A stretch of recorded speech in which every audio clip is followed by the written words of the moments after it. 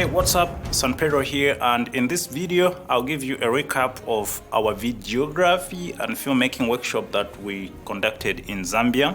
I'll cover topics such as attendance, how many people attended for that workshop, challenges we faced, how the learning occurred, giveaways, and other important information for those considering attending a similar workshop in the future. If you're wondering how these workshops began, I have a comprehensive online filmmaking course that covers videography and filmmaking. For some individuals, particularly in Africa, accessing online learning can be difficult due to social and economic barriers such as expensive data and limited access to good smartphones or computers so that they can use to learn. To address this issue, I also offer videography and filmmaking workshop tours. These workshops provide an opportunity for individuals with limited access to online resources to learn in person and connect with other local filmmakers in their areas. Speaking of workshops, we've got a few that are coming up this year. We are hosting a series of workshops in March, the month of March. And we are going to start in South Africa, Pretoria on the 3rd and 4th, then in Zambia, Copperbelt on the 10th and 11th, and also in Livingstone, Zambia still on the 17th and 18th. So mark your calendars and join us for some hands-on learning, and it's going to be a lot of fun. If you are interested in attending one of our workshops and learning all about videography and filmmaking, be sure to check out our adverts on all social media platforms. They are up and running, and you'll find all the information you need to know about the workshops and how to register. Don't miss out on this opportunity to level up your videography skills. Now, back to the previous workshop in Zambia. This is how it happened and what you can expect if you decide to attend one of these workshops in the near future. Starting with how it happened, so my team organized everything whilst I was occupied with another project right here in South Africa. Specifically, I was working on a live streaming project for the city of Johannesburg at the council chamber. So the Zambian workshop was scheduled to take place on 10th December, but we had one more live streaming to do in Johannesburg on the 8th of December. So to ensure everything was ready on time, I flew alone to Zambia with some equipment and materials for the workshops 5 days prior to the workshop. My two colleagues stayed behind to cover the event on the 8th and would then join me later on the 9th with the rest of the other equipment. My plan was to arrive early in Zambia to confirm the venue and finalize preparations and do some live streaming daily to let people know that the workshop was taking place, as many people were actually thinking that it is nothing but a scam. You know how us black people we are. I arrived in Zambia on the planned day, but a little bit late, around 7 p.m. Upon arriving in Zambia, we had only 24 people, 24 participants who had registered for the workshop. So when the venue management asked me how many attendees to expect, I was unable to give a specific answer as we had booked a venue that could accommodate 50 people, but it seemed unlikely that we would reach that number. So I told the hotel management that we would have less than 40 attendees. They suggested instead of us using the larger room that we had previously booked for, we could use a smaller room that could accommodate 35 people plus the crew. That's when I made a crucial error, a very big mistake, by going with what the management was suggesting, that I should take a smaller room instead, assuming that the number of registered participants, which was 24 at that time, would reach at least 35 in the next 5 days that I was in Zambia. As a result, the hotel management gave the larger room to a wedding event that was also taking place on the day that we were going to have the workshop. After I finalized with the hotel, the next day I prepared my room for a live stream to inform people that I have arrived in Zambia and registrations were still open. I'm happy to be here. I'm happy to be home. There's no place like home, and I just hope sound is going to be fine because I'm using this sort of situation. It has been a hectic day, but we are getting there. Just remaining with 4 days to the workshop. I'm so excited. And if you are excited like the way I am, please. After that live, a significant number of people registered, bringing the total number of participants to 32. I continued to do live streaming daily, and the number of registered participants increased, and it even exceeded the limit that we had set.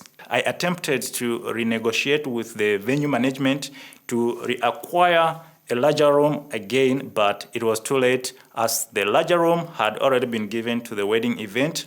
However, the hotel management agreed to increase the capacity from 35 to 40 people plus crew. So even if we were going to be 50, they said it's going to be fine. 2 days before the workshop, I had to close registrations. Yo, what's up, everybody? We have come to the end of registrations for our upcoming Zambia filmmaking workshop that we'll be having on the 10th of December, in 2 days' time, actually. So I'm so excited of the registrations. Have come to an end at this point. You can't register. Unfortunately, I had to issue some refunds to a few people who had registered after the deadline. On December 8, we printed the certificates of completion and cards. However, on the 9th, 1 day before the workshop, things started to take a turn for the worst. Things started really going so bad. My colleagues who were supposed to join me on the 9th with the remaining equipment were denied entry at the airport as they were informed that the equipment that they were carrying required a temporary import permit instead of the declaration papers we had, and that would take 2 weeks because we have to send the equipment, they have to check them out and stuff like that. Despite my efforts to resolve the issue, I was still unable to resolve it, and I had to just arrange a flight for them to return back to South Africa with the equipment. And it was at that moment I felt defeated. I thought that the workshop may not take place. I was worried about what people would say, and I knew I had to come up with a plan, definitely, as soon as possible. Remember, it was just a day before the workshop. I went back to my hotel room and inspected the equipment that I had brought with me. I saw that the cameras I intended to give away were there. The drone was also there. The lights were also there. And luckily, I also carried the Lumix GH5 that I had been using for live streaming.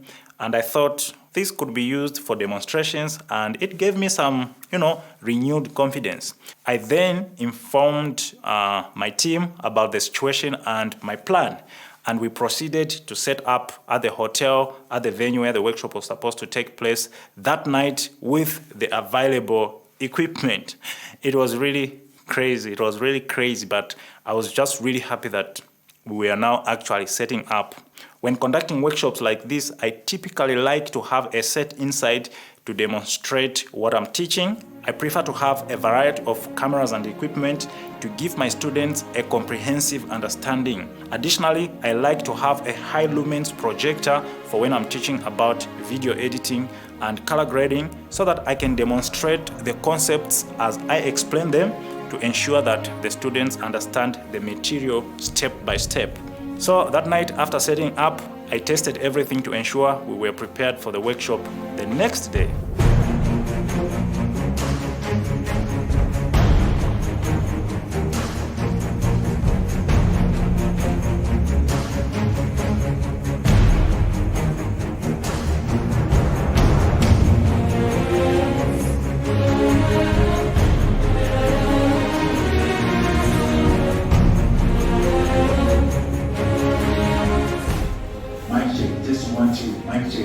I just want to greet you guys. A lot of other stuff that are going on this side. So just brace yourself, guys. It's going to be a lot happening today. It's going to be a lot. Some participants had to travel long distances, like 9 hours drive to attend the workshop, and they had begun arriving in Lusaka on the 9th. And despite some rains in some other parts of the country, those who were in those areas still managed to make it for the workshop. One participant even got into a road accident, but still managed to show up for the workshop. So guys, I would rather risk it like this. Just to meet San Pedro. This guy is a legend. This guy is amazing. Have you seen it is raining here in Pedro? It was overwhelming to see how determined people were to attend the workshop. It really humbled my spirit. It really humbled me. And it also gave me confidence that I have to deliver. These people, they are really coming from far. On the day of the workshop though, I encountered yet another challenge. I woke up early in the morning and requested for an iron to press my clothes, but I couldn't find the clothes I had intended to wear for the workshop. I spent almost an hour searching for them in the entire room before realizing that they had been stolen by one of the hotel cleaners. Yes, my clothes were gone, they were stolen. It was a big temptation because I had so many things in the room. They figured out, even if I can take this, and they were new, you know. So they thought, he will not realize. I ended up attending the workshop in dirty clothes. It was a very frustrating and time-wasting experience. And despite the challenges though, surprisingly, the workshop went very well. I began by teaching the basics of understanding the camera, how to use it, and important settings for both beginners and professional filmmakers. When you hear, 4K, it doesn't mean the quality of the video.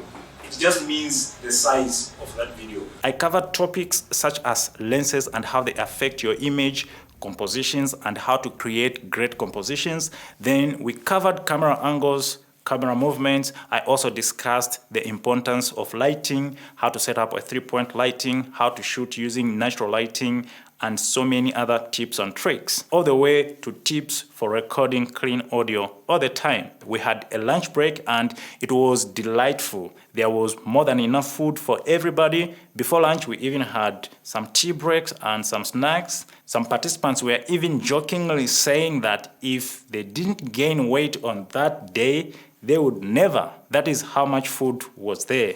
After lunch, we resumed with the lessons on video editing. We set up the projector and went through Adobe Premiere Pro from beginning to the end, step by step.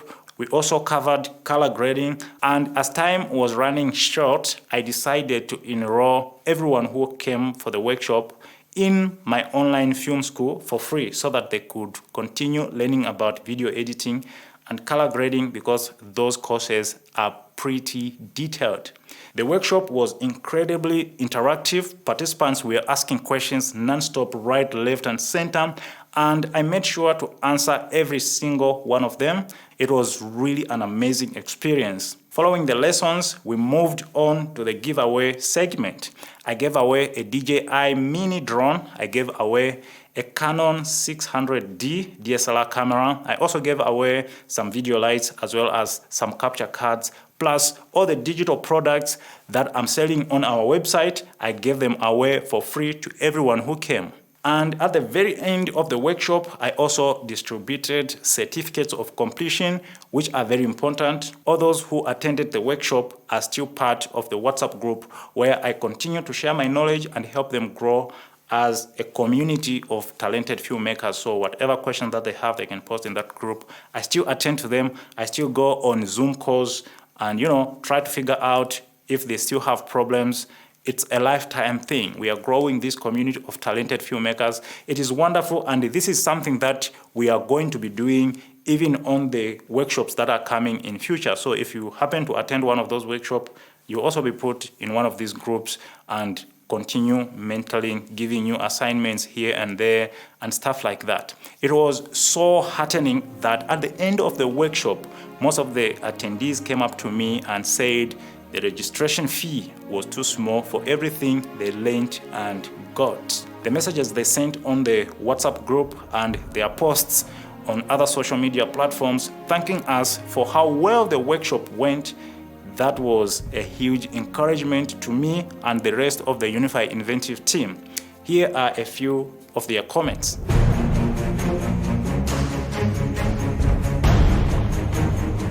The workshop to me meant a lot. We learned so much. It was about 16 hours of learning, though it felt like it was 1 hour because the information was too much, guys. The workshop was amazing. It was fantastic. Actually, it was my first time to attend such an event. For me, it was a very big opportunity. The workshop really met my expectation. In fact, it was even more than I expected.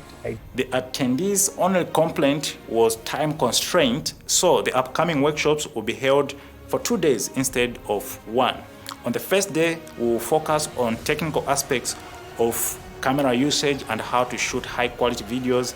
editing videos and color grading your videos. Then on the second day, we will dive into the business side of videography, how to market yourself as a videographer, how to make money through videos, and walking you through some of the strategies that I use step by step. So don't miss out, as I'll be sharing everything I know. This time I'm coming all in. Now, other people thought these workshops are just there for us to make money, for me to make money. Not even close. We do not benefit anything from these workshops in terms of money. In fact, these are programs that are sponsored by my company, Unify Inventive. Let me give you a breakdown so that you can see exactly what I'm talking about. For the previous workshop, it was attended by 42 people who paid 650 kwacha each, which is 27,300. The venue alone costed 16,575 kwacha. The drone I gave away costs roughly 7,500 kwacha. The Canon 600D I gave away costs roughly 6,000 kwacha, second hand of course. The lights maybe 3,000 kwacha for both since they were used, and the capture cards I gave away maybe 1,000 kwacha for both. The digital products alone that I gave away for free to everyone would cost a person around 2,000 kwacha if you decided to buy them from our website. Multiply that by 42 people who came, we are talking about 84,000 kwacha worth of giveaway. Now, I haven't even added my flight tickets to and from, my accommodation, my transportations, printing of certificates and tags, as well as the movements of my team and my team commissions and stuff like that. So you can see how much we spend and how much people paid. So the payment you make is to make sure the workshop runs smoothly, people eat well and learn in a good environment. Plus, that is just the money to show that you are serious, because if I did these workshops for free, then even people who are not serious would come, and guess what they will do? Just cause confusion, because they're really not they're not serious about it. So this is just for you to benefit, not me, not my company. And that's why I don't do a lot of them in a year, because my company spends a lot of money for these workshops. So if it is happening, make sure you don't miss it, because maybe in Zambia I'm doing the last 2 workshops, maybe I'm gonna go to other countries, just one here. They are self-sponsored programs. I'll see you in the next video. This is it. Peace.